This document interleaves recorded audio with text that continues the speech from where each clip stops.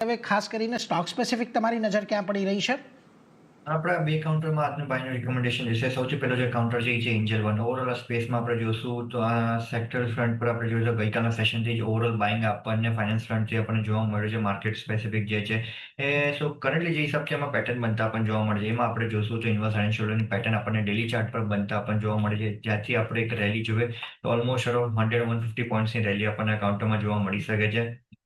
Overall જે હિસાબથી આપણે જોશું તો રિવર્સલ બી જે બનતા પણ જોવા મળશે એ મંથલી ચાર્ટના હિસાબથી જોવા મળે છે. સો એનાથી આપણે જોઈએ તો એક સારી એવી રિકવરી આપણને ડાઉનસાઇડના લેવલથી થતા પણ જોવા મળે છે અને એક ફોર્મેશન એક કન્ફર્મેશન બી બનતા પણ જોવા મળે છે, જેના લીધે મને લાગે છે એક બાઇંગ મોમેન્ટમ આપણને કાઉન્ટરમાં જોવા મળી શકે છે. લોંગની પોર્શન ક્રિએટ કરવાની સલાહ રહેશે. અત્યારે કરન્ટલી જે હિસાબથી આપણે જોઈએ 2300 આસપાસ કાઉન્ટર ચાલતા જોવા મળે છે.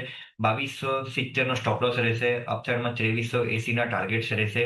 અને જે સેકન્ડ કાઉન્ટર છે એ છે HAL, Hindustan aeronautics. Overall defence સ્પેસમાં બી આપણે જોઈએ તો HALને એક સારું ફોર્મેશન આપણને વીકલી અને મંથલી ચાર્ટમાં બનતા પણ જોવા મળે છે અને એક સારું એવું પાછું એક રિવર્સલ ફોર્મેશન બનતા આપણને કાઉન્ટરમાં જોવા મળી રહ્યું છે. સો લોંગની પોર્શન ક્રિએટ કરવાની સલાહ રહેશે.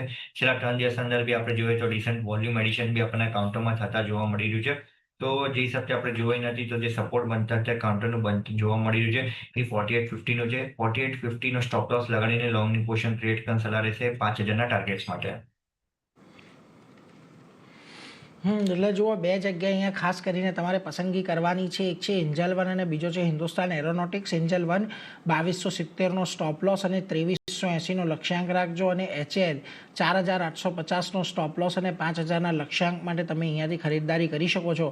એટલે આ બંને સ્ટોક પર અહીંયાથી ખાસ કરીને તમારે ફોકસ રાખવાનું રહેશે. એટલે એના પર એક નજર રાખીશું. પરંતુ આવે આજના દિવસ